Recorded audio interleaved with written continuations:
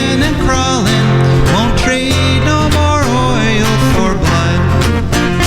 The sun done give us all we need to make this country run.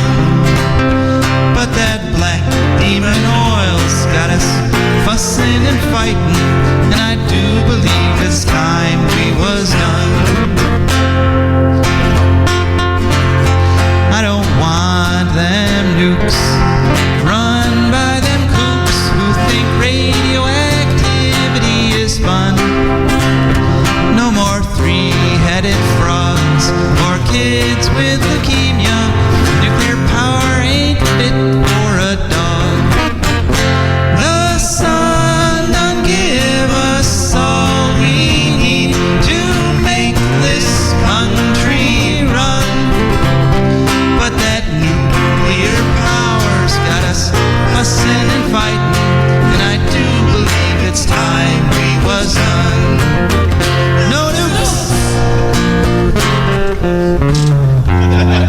Good morning, Toledo, and good afternoon, Columbus, and hello to those of you listening on the internet, wherever and whenever you are. You have had the amazing good fortune to tune into our radio program called For a Green Future. And Rebecca Wood and myself, sorry.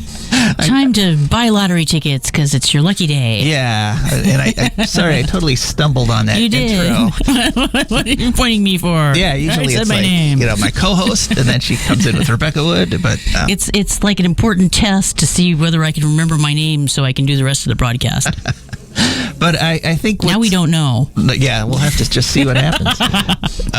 I think part of it is, when the sun comes out and it really starts finally getting warm like we have right now, you kind of get giddy, you get a little bit, you're kind of like, wow, this is great, and sort of a little manic maybe. I know I was out yesterday walking hours because it was so warm. I just took a huge walk and saw a lot of cool stuff. Like, I saw some snowdrops, which there's almost no snow, but we got the snowdrops and tulips coming up.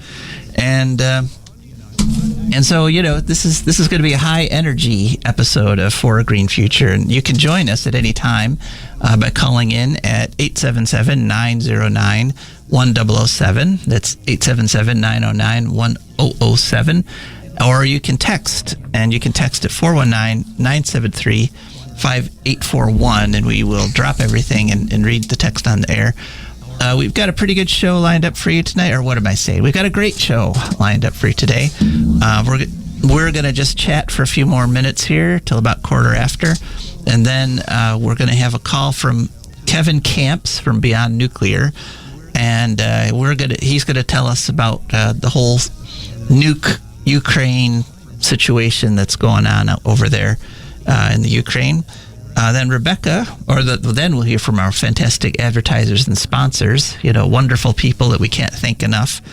Then we'll hear from Rebecca. And Rebecca, what will you be talking about this week? I will be talking about Oxford Island in Lough Neagh in Armagh, Ireland. Aha, sort of a St. Patty's Day appropriate story here. There we go. Yes. Yeah. So, and I did okay on that lead in.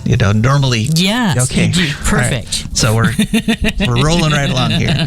Then after Rebecca, we have some ecological news to share with you. Some interesting stories, and I tried hard because last week was all bad ecological news. I tried hard to find some good ecological news, and I found some that's pretty good. Well, you'll have to wait and see. But like I say, at any time, we'd like to hear from you at 877-909-1007. So, those of you who were listening last week know that I had an interesting experience this past week. I had a meeting with my representative, Haraz Ghanbari, to talk about the... How is old Haraz? Well, he looks great, I gotta say. Great. Yeah, he looks quite healthy, younger. He's a young guy for a legislator, and he's full of energy. And we were talking about House Bill 434, which is, we've had people on here before talking about that, which is the bill to turn Ohio into a radioactive waste dump by creating this Big Brother authority who will have full control over nuke waste in the state, and it's an authority that's going to be would be, if it passes, peopled only by industry insiders. That is the people who have a vested interest in getting nukes and getting nuke waste like stuck in the first hole they come to, so they can keep making more of it. So it was a cordial meeting. Yeah, it was very nice. We joked around a bit. At the start, he gave me this great big fancy chocolate cupcake, which I actually, unfortunately, I don't like chocolate. So I was like, so I didn't eat it. I did take the cupcake though. I like chocolate, but I'm diabetic. Oh, the cruel irony. Yes. Well, and so I laid out all our concerns. I talked about how terrible this bill would be if it were to pass, and I was able to give him some history that he actually hadn't had before, which is the long, sad history of places that have tried to do things like nuclear waste recycling, which is one of the things this bill is big on pushing, and how that has universally ended in contamination and failure and people getting cancer. And I could list off like West Valley, New York, and then the Fernault. We have Fernault, and then there's actually there's a place in our county, in Wood County, since Haraz's district is just Wood County. It's one of the most most reasonably designed districts in the state. Actually, it's just one county, so it's nice and compact. But there's a Superfund site in there in Lucky, Ohio, where they're spending $260 million to clean up radioactive contamination from yet another attempt. That's where Bowling Green kids go swim in the summer. Lucky Quarry. Oh, okay. So we had a nice chat. He didn't commit to anything. We at the end of it, he came back with I believe in having a wide variety of energy sources, which he didn't specifically say would include nuclear, but pretty much he was saying it would include the nuclear. But it was interesting, and there had been talk that the vote on 434 could have happened as soon as this past Wednesday, because while I was talking to him, he said, we're going to vote on that tomorrow. And I was like, oh, whoa, I didn't know that. So, but it turns out they did not vote on it, at least according to the sources I have. And so maybe there's been a little bit of somebody realizing, hey, this is like a horrible idea. Maybe there's been a little bit of, step back on it. I don't know, but we'll have to keep pushing them, keep plugging them, and keep continuing to wait and see what happens there. So today, interestingly enough, we have a wind advisory. I don't know if you've gone outside yet, but it's something crazy was happening like at 6, 7 in the morning, where there was just this huge wind. I was like, uh-oh. Should I tell Barbie to just sit down on the porch to duck in case a cow comes through? It was really impressive sounding. Right. Just for a few seconds. And that's because yesterday we went from 20 degrees up to 70 degrees in just a few hours. And whenever you have massive shifts in temperature like that, you've got lots of wind coming along. That makes sense. Okay. And it actually created tornadoes a little further west of us. And I thought it sounded tornado-y. Yeah, there were tornadoes spawned by this storm, and it only dropped like 1/10 of an inch of water or rain as it zipped over us. But like you say, it was incredibly intense. Woke me up over there in Bowling Green. But this is yet another sign of global warming is these tremendous shifts in temperature, and the shifts in temperature cause the huge winds, and then the huge winds can cause destruction, and so you got to be careful today. They're saying the gusts could be up to 55 miles an hour, so sustained winds 25 to 35, gusts up to 55. And I saw some trucks having some trouble on I-75 as I was driving in. 75 is not a good place for tall vehicles ever. My dad used to commute from Toledo to Bowling Green for a few years in a van, and he had all kinds of trouble keeping it on the road. All right. So, our guest has called in, so I think we'll just head right over there and talk to Kevin. Kevin, how are you? Hello, I'm good. How are you? All right, good. Would you please give us your full name and title? My name is Kevin Kamps, and I serve as radioactive waste specialist at Beyond Nuclear in Tacoma Park, Maryland. Okay, well, happy to talk with you today, although we're talking about an unhappy topic, and that is we're hearing a lot about what's going on in the Ukraine with these, with Putin essentially attacking nuclear power plants. So I just wanted to talk with you a little bit about sort of what's at stake there. What happens if something goes wrong here and these nuke plants basically have a problem if they melt down? What are the ramifications for Europe, for Ukraine, for us? Let's talk a little bit about that. Well, you're right. There has been open combat at both Chernobyl nuclear power plant and also this other one in southern Ukraine called Zaporizhia, which is the largest nuclear power plant in Europe that has 6 reactors on site. So Chernobyl, of course, had the meltdown at one reactor in 1986, and the final unit finally shut down. There were 4 units altogether at Chernobyl, but it shut down by 2000. So it has been a shutdown nuclear power plant since 2000. There still is tremendous radioactive contamination in the surrounding region, the so-called exclusion zone or dead zone, and the Russian troop movements with tanks and heavy armor and troops moving through kicked up a lot of radioactive dust. Joy. So one reading I saw was 1 millirem per hour, which is pretty significant. If you were to be exposed to that for a year, that would be close to 10 rems of exposure. Ooh.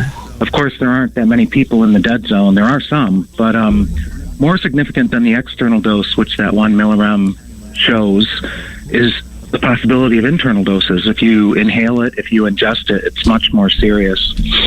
So Chernobyl's been taken by the Russian military. Some reports of the workforce at Chernobyl being held hostage, not able to change shifts. So there's the question of fatigue, and even the International Atomic Energy Agency is concerned about the psychological and emotional state of the Chernobyl workforce. At Zaporizhia, there was a fire due to a Russian explosive that hit the facility that fortunately didn't hit a safety significant system. You asked what the consequences could be. I think Chernobyl gives a good idea. Fukushima gives a good idea. Granted, Chernobyl was caused by design and operational errors and risky behavior that went bad. Fukushima was caused by an earthquake and a tsunami, as well as bad design. Here we have open warfare, but no matter the pathway taken to get to a meltdown, the consequences of a meltdown are pretty much the same. And that's what's being flirted with all across Ukraine as we speak. There's another nuclear plant called the South Ukraine Nuclear Power Plant with multiple reactors, and the Russian military is closing in on it. So I think we're going to see this repeatedly. There's 4 nuclear plants in Ukraine that are still operational, a grand total of 15 reactors. And like I said just now, only one of those operational plants has been, affected thus far, but another one is about to be. So it couldn't be much more serious. It's really uncharted waters. I mean, there have been some examples in the past. For example, the U.S. military bombed a Iraqi research reactor, I believe in the 1991 war. Luckily, the Saddam Hussein regime had removed the fuel from the core, but the facility was still radioactive. So there had to have been a radioactive release just because they rubblized the place. So that's one example. Another one that a lot of people may have heard of is when Israel bombed an Iraqi reactor called Osirik, but it was pre-operational. No fuel in the core, no radioactive contamination of the facility. So somewhat of a different situation. These are nuclear plants that have operated for decades. One of the big risks, besides the reactors melting down, is the large amount of high-level radioactive waste in storage pools, which could also be set afire. They're not even inside containment. That's something that almost happened at Fukushima, and if it had, the prime minister serving at the time said it would have been the end of the Japanese state. He had contingency plans to evacuate up to 50 million people from northeastern Japan. To where is another question. But if a pool goes up in flames, that's the scale of catastrophe you're looking at. So, it can't be exaggerated how serious the situation is right now. So, I've got kind of a theory about the way Putin's approaching this. I'll just get your opinion on it. A lot of people have asked why he didn't crash the countrywide electric grid. He's taken out local transformers, but he hasn't, like near the big cities and things. But the national grid is still up and running. And my theory is that he's doing this because he understands that if the offsite power goes off, he's facing 15 possible Chernobyls, because every time the power goes out, it increases the chances of a meltdown like exponentially. But I'm thinking that if he takes these plants and quote unquote secures them with like backup military diesel generators or whatever, to the point where he's confident they won't melt down, I think then he'll take out the grid, and then we'll stop seeing all these pictures coming from Ukraine, because then there won't be the power to send them. What do you think of that theory? Well, possibly. It's hard to know what Putin's thinking. As we speak, of the 15 operational reactors, only 7 are operating, and only 1 at Zaporizhia. And the last report I saw was at 60% power levels, and 2 more at Zaporizhia are at very low power levels, like sort of on standby. And so out of the 15 operational, there's only 7 operating. I think it's an indication that even the Ukrainian powers that be realize how dangerous the situation is, but they're also trying to keep the lights on in the country, so to speak. So they do have emergency diesels on site. That's a whole nother can of worms. I mean, even Dave Espessi near Toledo has had repeated emergency diesel generator failures. One was a very close call in 1998. Speaking of tornadoes, a tornado scored a direct hit on Dave Espessi. The funnel cloud went between the containment building and the cooling towers at Dave Espessi, took the grid out, and they were thrown onto just one emergency diesel generator because the other one it was down for repairs, essentially. And then the one that operated kept overheating. And so it was a very dicey 48 hours at Dave Espessi in late June of 1998. So diesels can't always be relied on, not at all. And like you said, I mean, the Russian military, I suppose, could bring in more diesels. But once you're on diesels, it's all very dicey at that point, really, because they can break down, you can run out of fuel, and you do have to keep operating reactors, even once shut down, in cooling mode for days on end, because the radioactive decay heat in the core of a shutdown reactor is something like 10% of its full power level. So that's enough to melt the fuel. So if you can't cool the cores during those few days' time, like happened at Fukushima, it's going to melt down. And the pools are another question of this. You have to keep the coolant pumps circulating the cooling water in the pools 24/7, 365. And as soon as that stops, the clock starts ticking towards catastrophe. You may have days, you may even have weeks. Like I said, it almost happened at Fukushima. It was sheer luck. It was a miracle that water in the cavity of that reactor at Unit 4 at Fukushima flowed over to the pool because of damage to the divider between the two cavities. If that had not happened, and it was probably damage due to the earthquake or the explosion that took place at that unit, within a month, that pool would have been on fire, and that worst case scenario of evacuating northeastern Japan would have been a reality. Okay, I didn't even know that one, but I mean, it's kind of. Yeah, go ahead. It was kept secret at the time. It didn't come out until a year after Fukushima began, but then the Prime Minister, Naoto Kan, who is no longer in office, gave an interview to various papers like the New York Times and let it be known that they had the secret contingency plan. And we weren't out of the woods even a year later, because the fuel was still in that pool at Unit 4. And that unit had been shattered by an explosion, a hydrogen gas explosion. And they still had to get the fuel out. When you watch the nuclear industry closely, I mean, and you have to have watched it kind of closely, because that particular bit of information that we were all saved by essentially a leak, a serendipitous leak that's saved the day. There's so many stories like that in the nuclear industry, it kind of makes you believe in divine intervention. Because it's almost like, somebody's like taken a hand and said, oh, let's just do that. I mean, there's so many close calls and such catastrophes avoided by such incredible luck.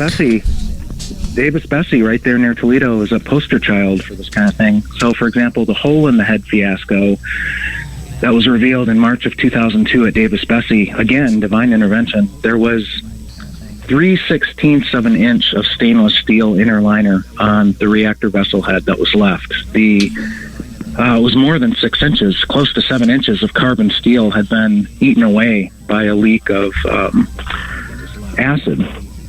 boric acid from the cooling water. And, there were some indications that 3/16 of an inch liner should have burst. Like, it should not have been able to withstand the pressure. And then NRC reevaluated, did the math over, and said, we had a couple months left of operations before it would have burst. And, that was a close call. Yep. And that happened right there. Well, in fact, I was in Kiev for the 20th of Chernobyl. That would have been 2006, and I was listening to a Ukrainian Chernobyl nuclear power plant whistleblower speaking in Ukrainian, and we had translation, so I had a headset on. This was a shadow conference, and he had been talking about how bad it is at Chernobyl, and then he said, but if you want to hear about something really bad, let me tell you about this reactor in the United States called Davis Bessie. And I heard him say Davis Bessie in Ukrainian. He said it, Davis Bessie, and I heard it before the translation. I just about fell out of my chair, but he was talking about the hole in the head fiasco that had just been revealed a few years earlier. Wow. So we've got an international reputation up here in Northwest Ohio. Yeah, and I think, the fact that even despite these disasters and near disasters, there's like people, it's always like this small cadre at the top that are trying to force these things nukes on us. I mean, the Ukraine got 50% of its power from nukes before this happened, even though they're literally the poster child for, not relying on nuclear power. And there's also in Japan, I don't know if you followed the last parliamentary elections they had, but there's a ruling party in Japan, and they've ruled almost, with an iron fist for since the end of World War II. They had like one brief time they were out of power. And so there were two candidates for prime minister from that party, the NDP, and the one of them was wildly popular with the people of Japan. They loved him, and he like outperformed the next guy like 80% to 20% or something like that. But the other guy was the choice of the party insiders, the old guy, the old guard, essentially. And the guy who was super popular was anti-nuclear. Even though the party's policy has always been pro-nuclear, he was like, it's time to shut them all down. Let's switch to wind and solar, et cetera, et cetera. And so, and the other guy, though, was the choice of the party insiders. And he is the one in internal party procedures they picked to be prime minister, and he is about as rabidly pro-nuclear as anybody could be. And so it's really, again and again we see that just there's a tiny bunch of people, I'm going to say tiny bunch of irrational people that love nuclear power despite its horrible potential, and they just again and again they push this kind of power on us. Just one more thing I wanted to mention.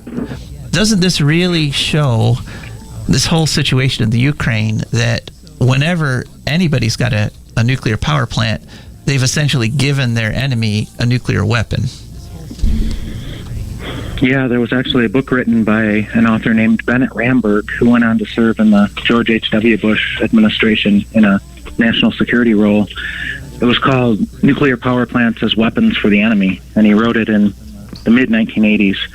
And he's been continuing to sound that alarm ever since. I mean, he held a press conference in 2001 after the 9/11 attacks. But yes, indeed, and here it is, his prediction has come true in Ukraine. I mean, the Russians are claiming that they're not intentionally attacking the nuclear plants. They're simply taking control of them. But that's been the thing I've been trying to struggle with, is if you're intentional about it or unintentionally hit it with artillery shells or whatever you're using.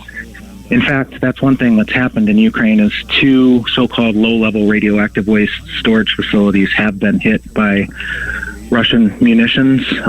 Again, claims of perhaps some radiation increases like we've seen at Chernobyl, probably because of the dust being kicked up. But at these low-level radioactive waste storage facilities, it's probably because some of the inventory got hit at the one place. So whether it's intentional or not intentional, you are taking very high risks of releasing, disastrous amounts of hazardous ionizing radiation, and that's a problem. I mean, even the U.S. Embassy, I believe, in Kiev called it a potential war crime, these attacks on the nuclear power plants, because even the Geneva Conventions way back in 1949 looked at things like the bombing of dams that would drown people downstream, that kind of thing, chemical factories at the time.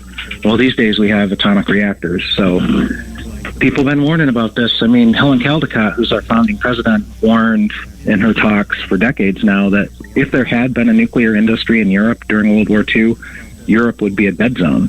If all-out war takes place with nuclear reactors in the middle of it or other nuclear facilities, then the worst can happen, and we're kind of on the brink of that in Ukraine right now.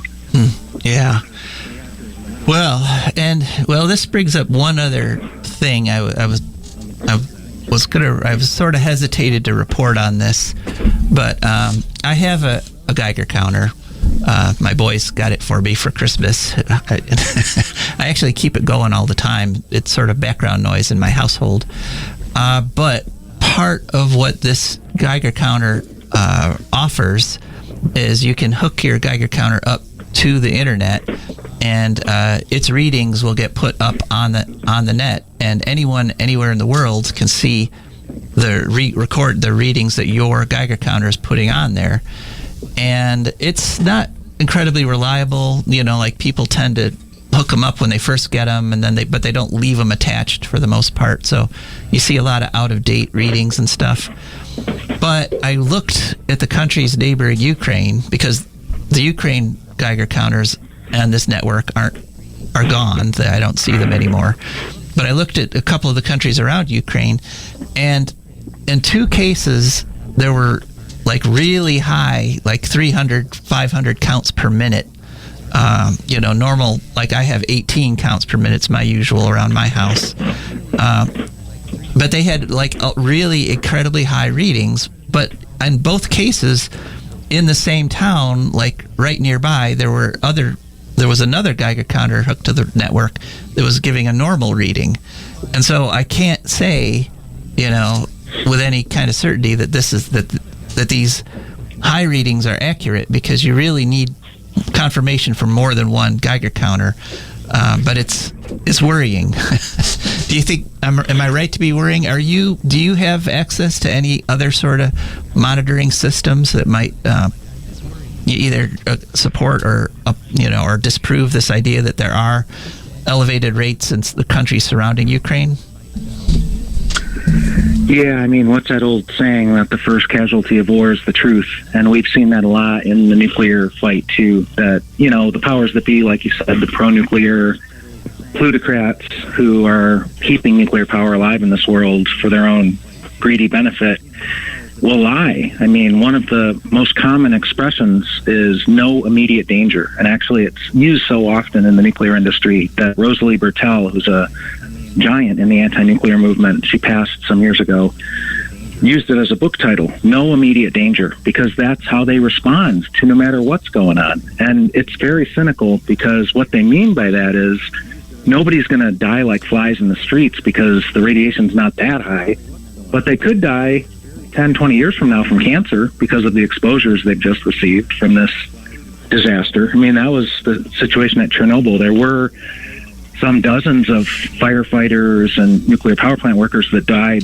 within weeks or months of their exposures, but then vast numbers would die 10, 20, and more years later. So the more eyeballs, the better, so to speak. The more radiation monitoring, the better. we have to rely a lot of times on the IAEA or national nuclear safety agencies like in Ukraine, and you start to put the puzzle together, who's saying what when. And it's been learned that the people have to do the watching because the institutions can't be trusted because they have their pro-nuclear agendas and they hide things.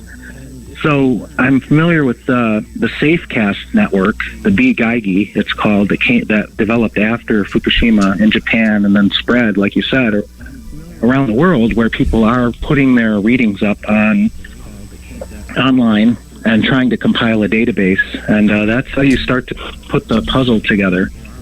And I'll just, how Chernobyl was announced to the world was because a Swedish nuclear power plant, workers coming to work were setting off the radiation alarms. There was radioactivity on their shoes, on their clothes. At first they thought it was their own plant that had suffered some kind of leak, and then they realized it wasn't. They may have done some radioactive fingerprinting of the isotopes. And then they looked simply at the weather maps. Where was the wind blowing from? And it was blowing from Ukraine. And they deduced that it was Chernobyl. So, yeah, those eyeballs are needed, very much so.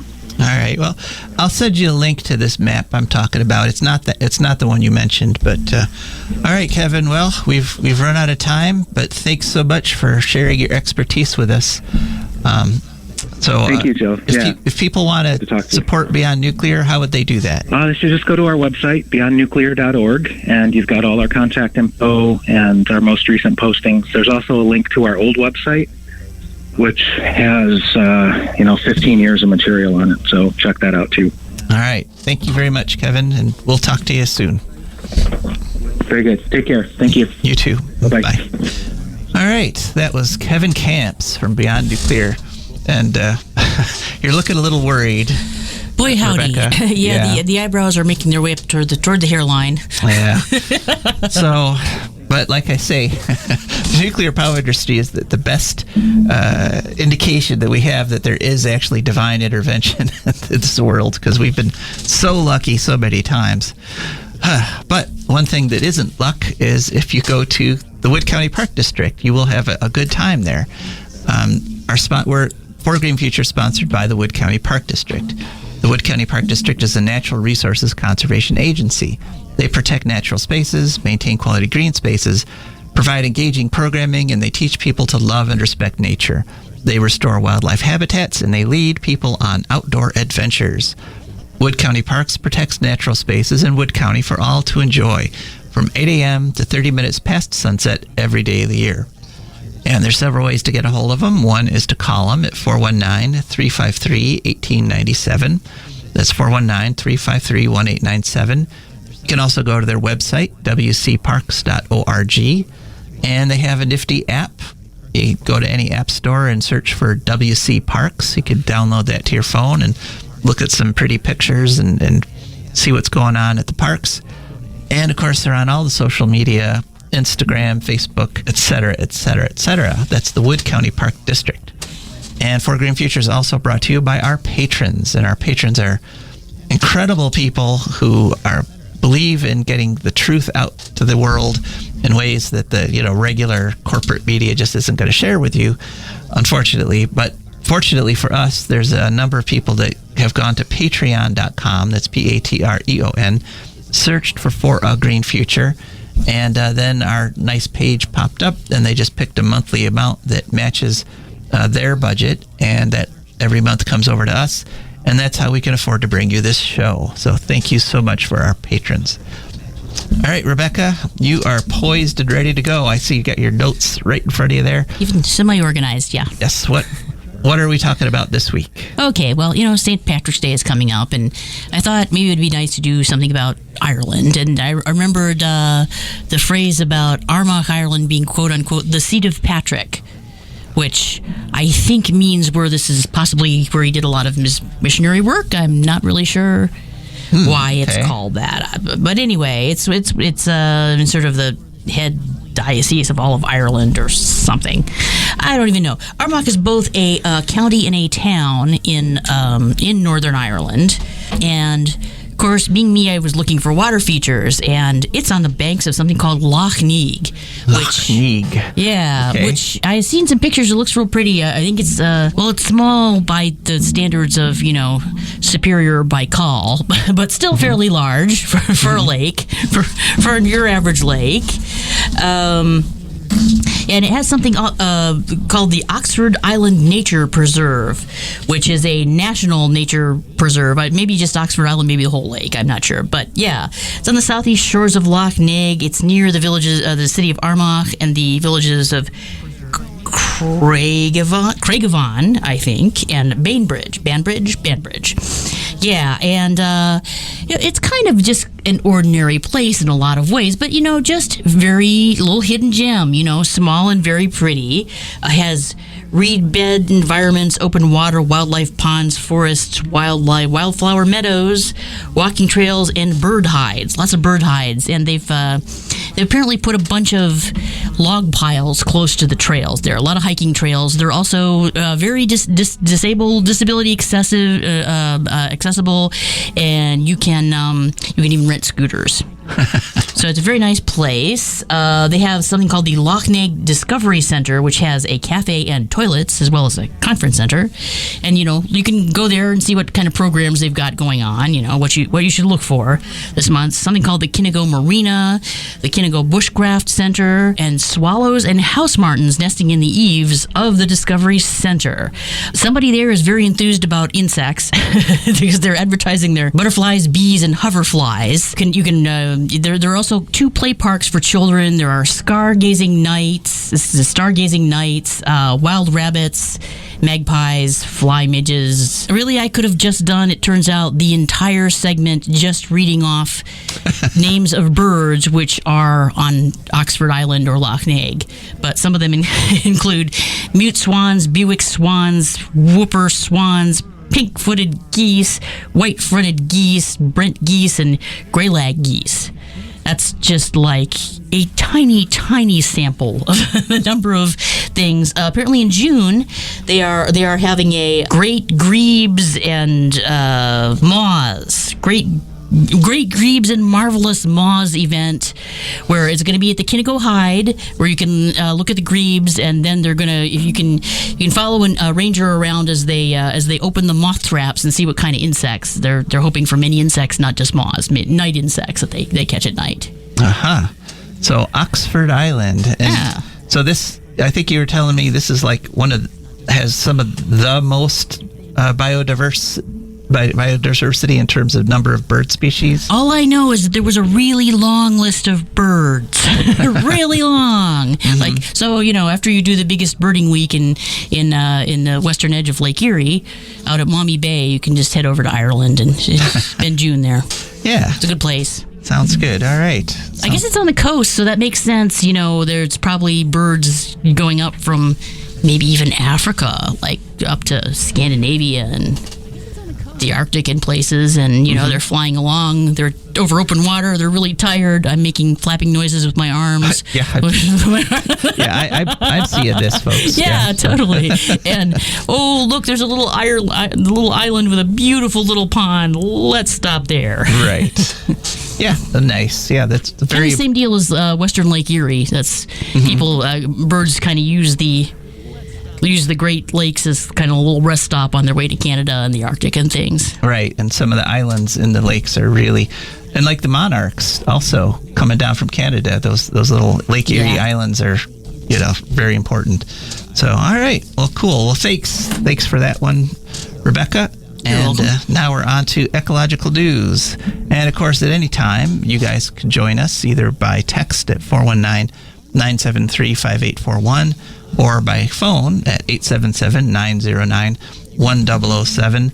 And, I'm just kind of curious, did anybody out there get worried or scared by the interview with Kevin? I mean, did this change your perception of what's going on over there at all? Or were you already just kind of on the edge of your seat? I mean, I know pretty much from the first time the invasion was announced, yeah. Yeah. So, okay, well, all right, but on to Ecological News. Let's see here. So, first story comes to us from the Weather Channel, and it turns out that fire season has already started. Oh, great. But the place where they're having wildfires right now is kind of unusual. It's the Florida Panhandle. Oh, dear Lord. Yeah, not the kind of place you associate with forest fires. Florida, you think swamp. You think hurricane. So now Florida has both hurricanes, lots of flooding, and fire? Yes, exactly. Oh, wonderful. And in fact, they're related because in 2018, the Panhandle got hit head on by Hurricane Michael, which, who can remember back that far? There's been like 100 hurricanes. Yeah, really. They all blur together at this point. Yeah, but what Hurricane Michael did was it killed a lot of the trees. It just tore all their branches off. And so now they're kindling. Great. Exactly. They're kindling that's been drying out for the last 4 years.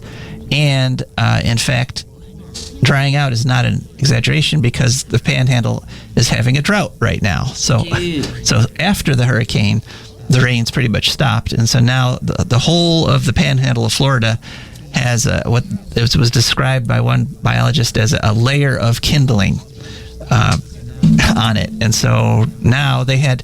I'm making a face. Yeah, I saw the face. It was a very anxious-looking face. And so what happened is they had a period of very high winds, kind of like they did back in Denver a few months ago. And once these high winds hit, all it takes is a tiny little spark or a little bit of static electricity, and all this kindling starts burning. And there have been, I think there's 12,000 acres on fire right now in the Florida Panhandle, and they're evacuating people, and the houses have been burned down, and it's not under control yet, so we have yet to see how bad it's going to get there, but it's pretty bad. So if you were heading for the Florida Panhandle, you might want to postpone your trip there.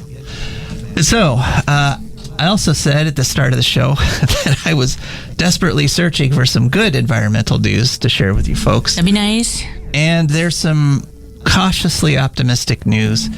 This past week in Nairobi, Kenya, there was a huge meeting, a UN-sponsored meeting. 175 nations got together, and they're working on a plastics treaty. Okay. And, to deal with the huge problem of single-use plastics.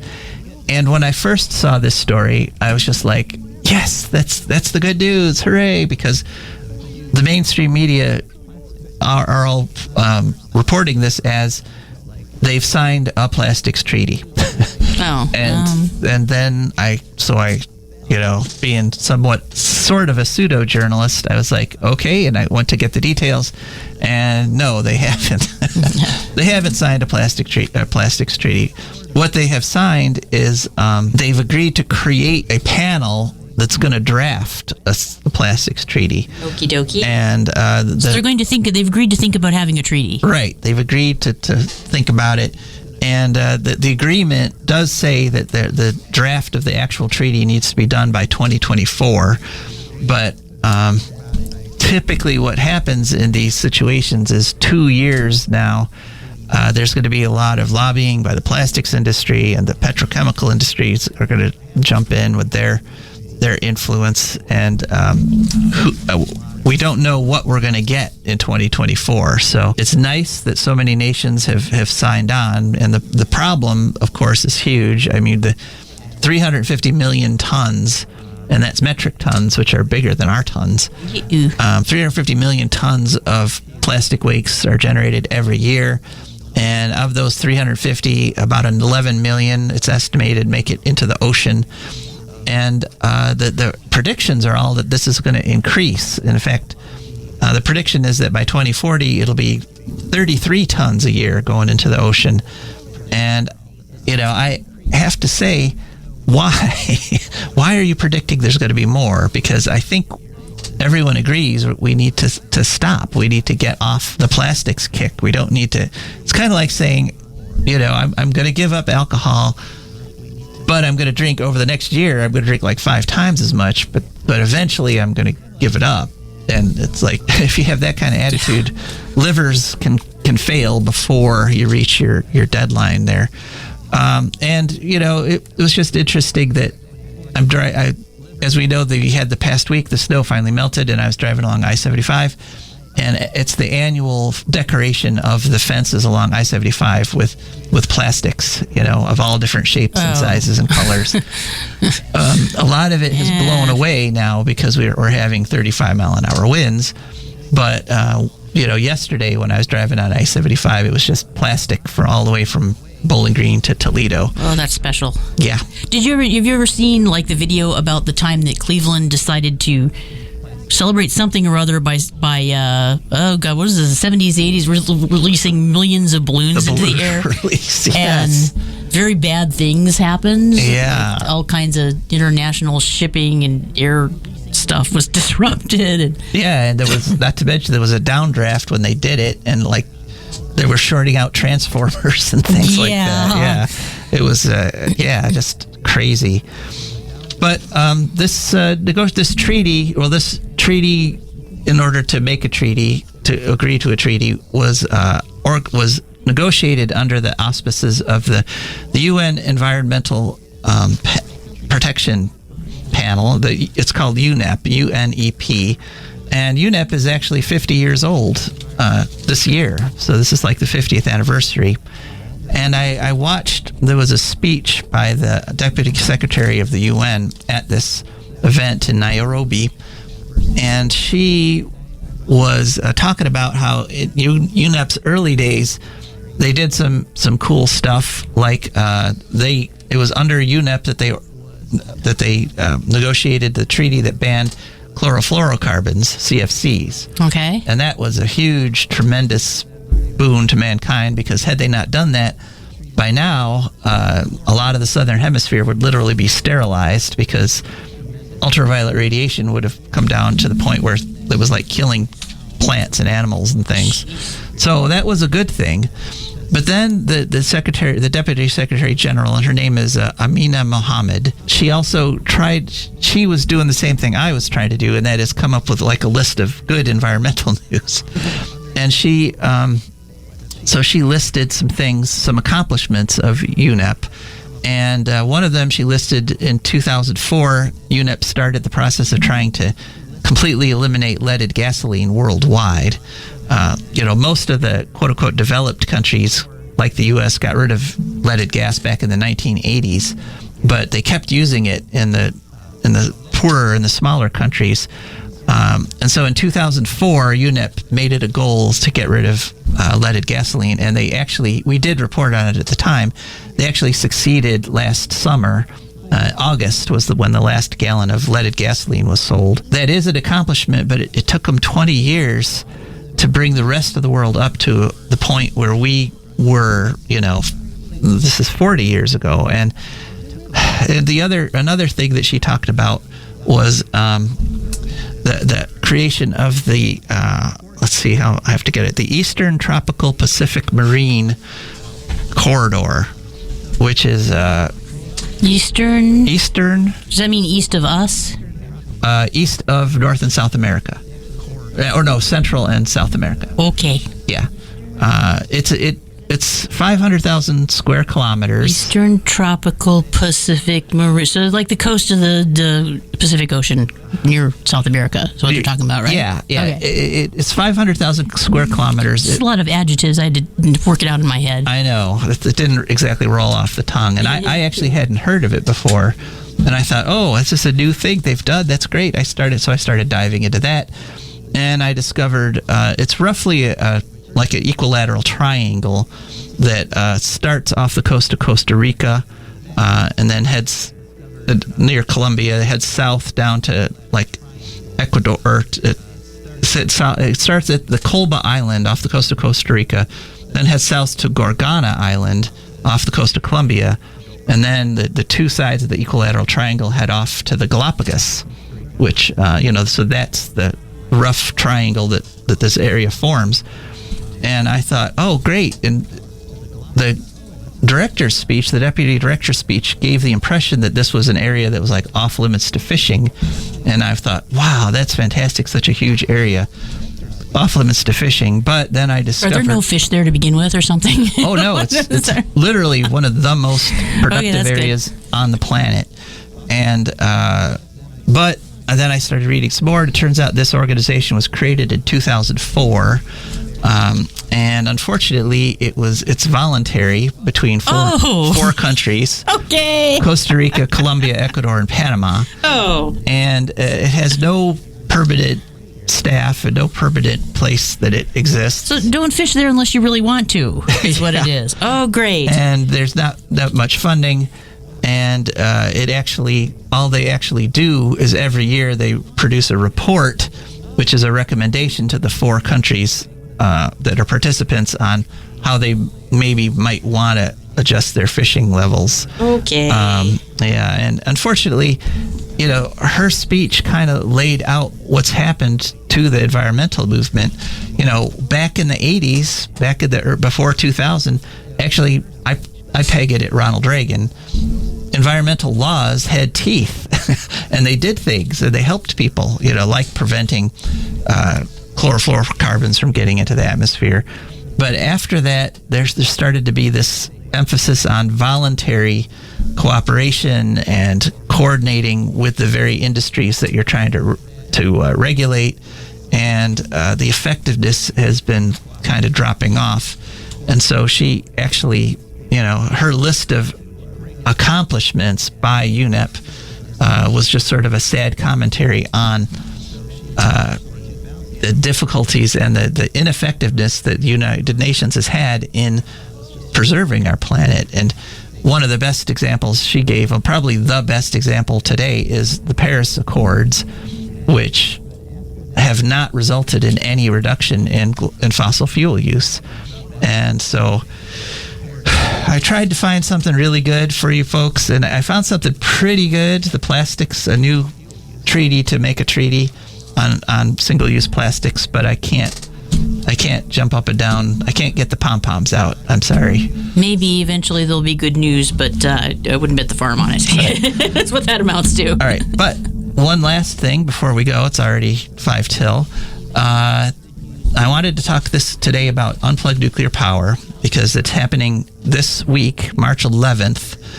And what unplugged nuclear power is something that you personally can do.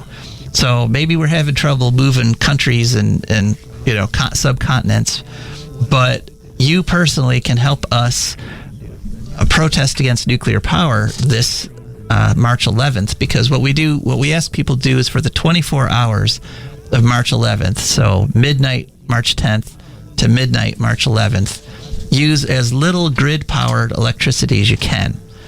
And what this does a couple things. One, it denies the utility companies some money, since that's all they care about. It'd be nice if they had a noticeable drop in revenue on that day. But two, it also shows you how little electricity you actually need, because there's 4 levels of participation. The first is just voluntary reduction energy use. So just make sure you don't have any extra lights on. Reduce your screen time. You don't have to stop it.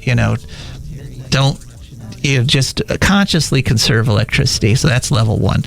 Level 2 is severe reduction, which is you don't use electricity for anything except the absolute essentials, like your furnace and your sump pump and things like that. Everything else you turn off, and you go the day without using any power. And that is really a liberating kind of level. I've had people that have said, that after spending a day without electricity, they really felt great. It was very relaxing not to have this electrical stuff going on all around them. And it kind of changed their attitude towards electricity. Like, it's not, it's important, but, it's not, you don't have to have as much as we use. Level 3 is a level that you might want to aspire to, and that is you cut off the main breaker. Just turn off the main breaker. Don't use any power that day from the grid. And in order to do that, you have to have backup power for those essentials, the refrigerator, the sump pump, the furnace.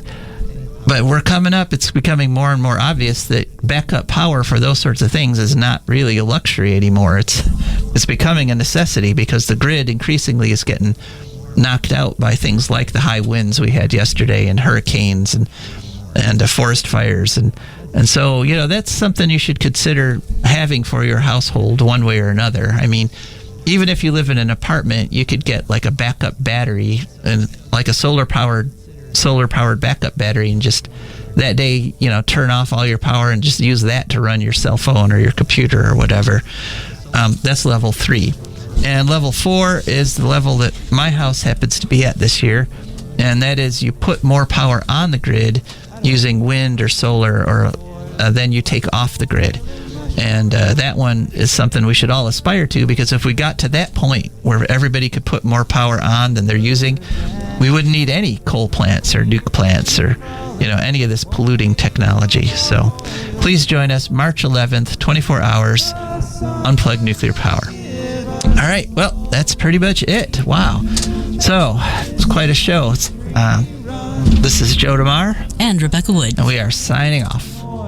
Got us fussing and fighting, and I do believe it's time we was done.